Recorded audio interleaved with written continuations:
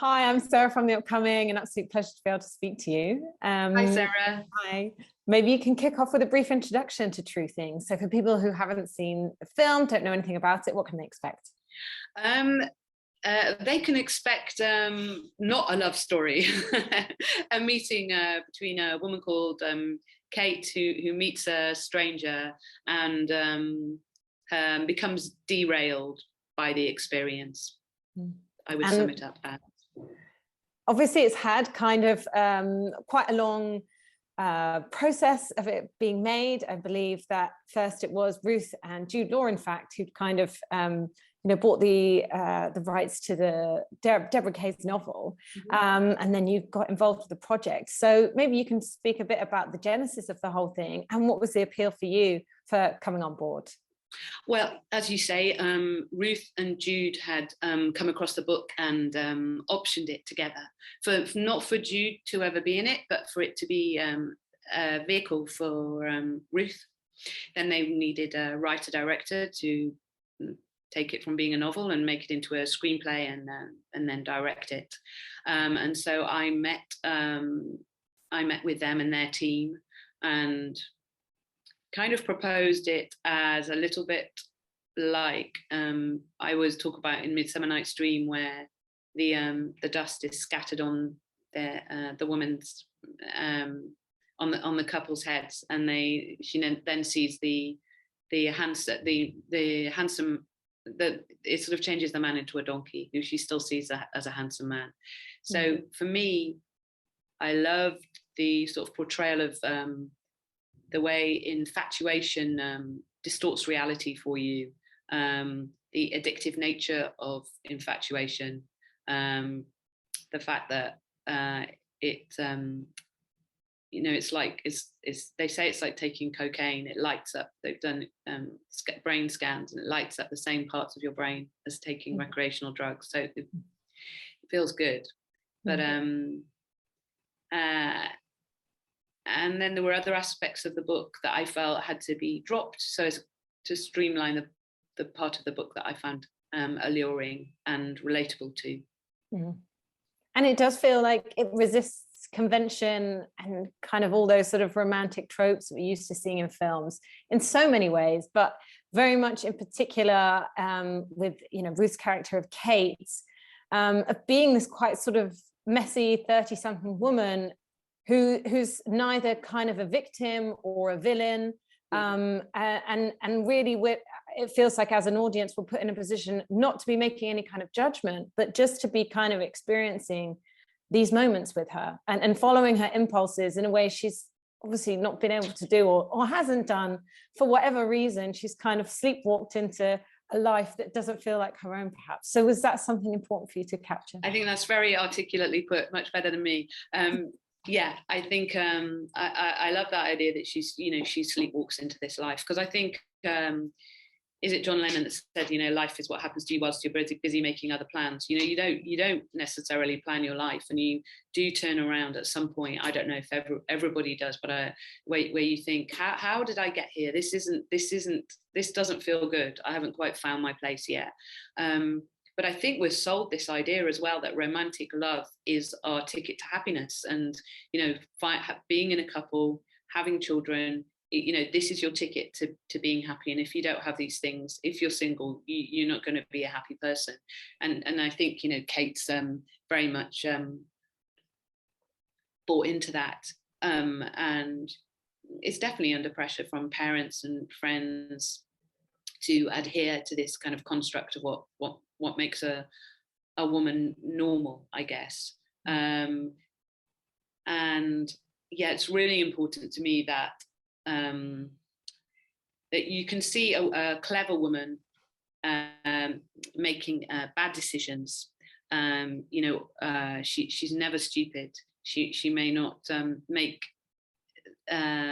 sensible.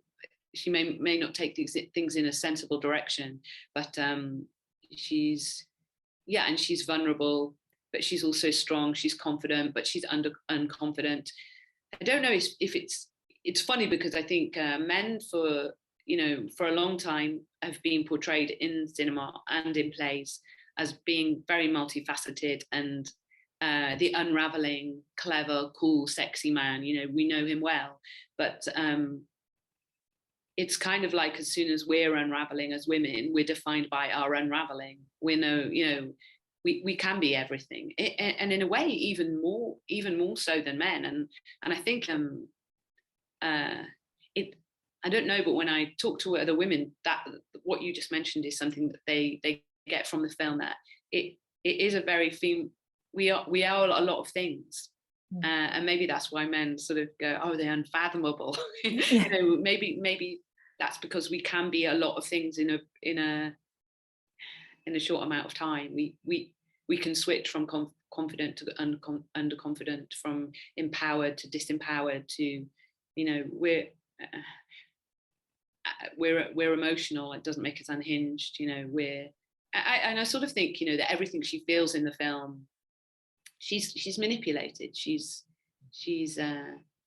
and also she, for me, I think that he, you know, he's also overwhelmed by her. You know, he is in her power for a lot of the film. She's not just a kind of vulnerable, unempowered woman. And it feels like definitely your cast were very crucial. And of course, Ruth was already attached to the project, but she's such an astounding actress. And I think one that always seems to keep surprising people with the different roles she takes on, and very much explores all that kind of gray area where we're trying to sort of pin her down, and we can't, which is almost the beauty of it. But also Tom as well, which I perhaps you wouldn't say, you know, he's the most sort of conventionally good-looking actor, but has that kind of, you know, something that you can see attracts Kate. And I was reading his own reflections, you know, saying, like, you know, even what he wears, kind of this sort of like 90s boy bands type style. There's something very offbeat about him. So maybe you can talk a bit about working with both of them and creating that kind of, like you say, push-pull of the chemistry between them. Yeah, Tom. Yes, it was such a big decision. Like, who is this man that everybody in an audience will relate to as sort of having some universal attractiveness, some allure, something that is that he has, that, you know, he has the power to kind of pull her in and spit her out. What is it? Who is that man? You know, and it's not looks alone, although obviously, you know, Tom has a gorgeous quality to him as well, and is a very handsome guy, but he's an unusual person, and he's also in a very sensitive, emotionally intelligent, clever person. And I guess I felt like if I make Blonde, I quite like to cast quite against type. So you have this a sort of push and pull between who the actor is, just bubbling underneath the character that's on the page. So I also think it's important that we never get, and Kate never gets to the bottom of exactly who Blonde is. And I think also when you embark on a new relationship, you throw yourself into a situation and you do it backwards. I mean, unless you're kind of like dating in the 1950s where you take it very slowly. But for me, it's kind of like you jump in there and you're like, who are they? And I now need to work out, you know, and it's like, you don't know their parents, you don't know, and unless you meet someone through your friendship group, you don't know who this person is.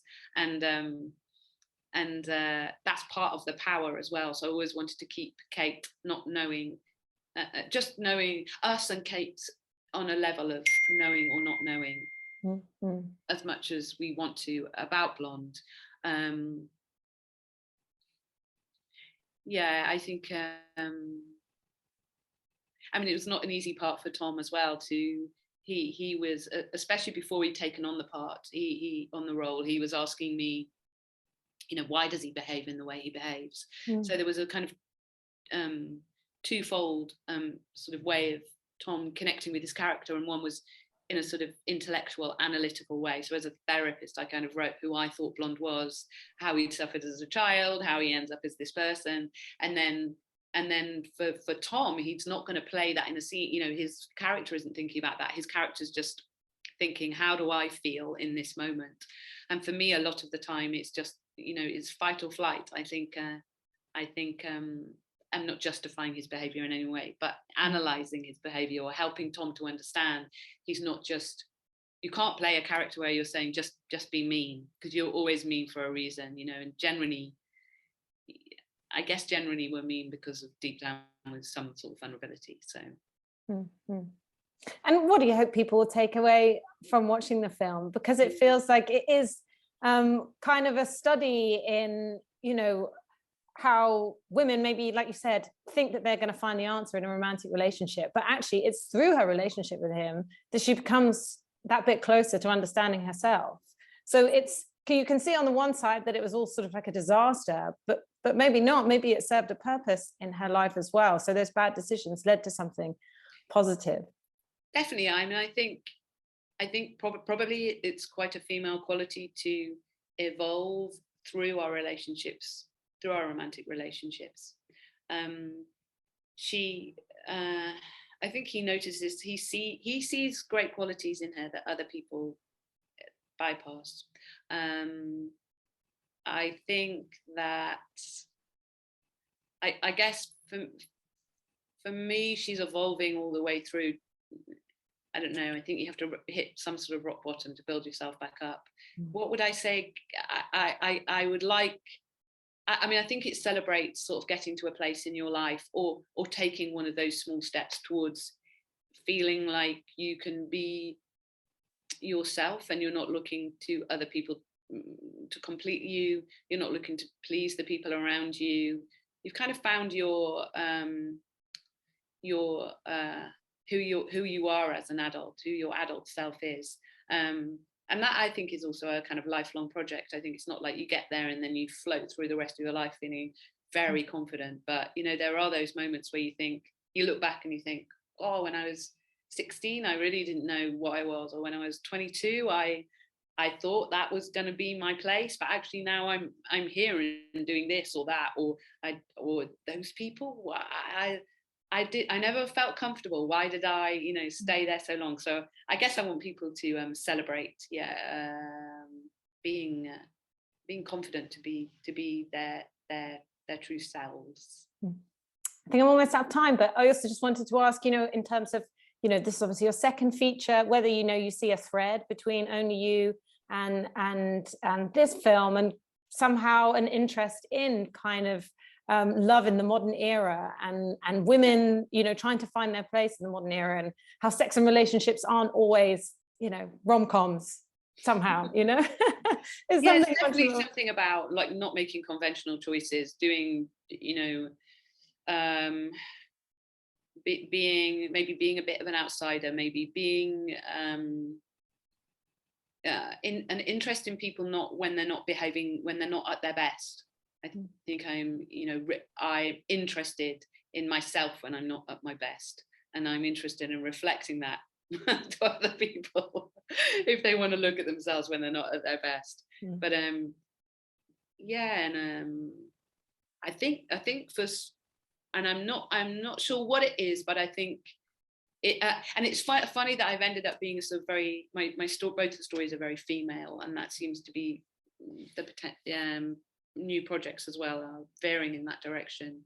But I think you don't have to have the exact same experiences to feel a connection with the femaleness of the films. It's not that articulate, but yeah, I guess, and turning cliches on their heads as well. Yeah. And can you tell us what the next projects are, or I won't say what they are in case they never happen. Well, it's been an absolute pleasure to speak to you. Thank you so much. And I can't wait for everyone else to see. Thank you for being so articulate about the film. It's brilliant. It's great. I love hearing it. You can speak for me next time. Not at all. Thanks, Harry. Thanks. Okay. See you. Bye. Bye.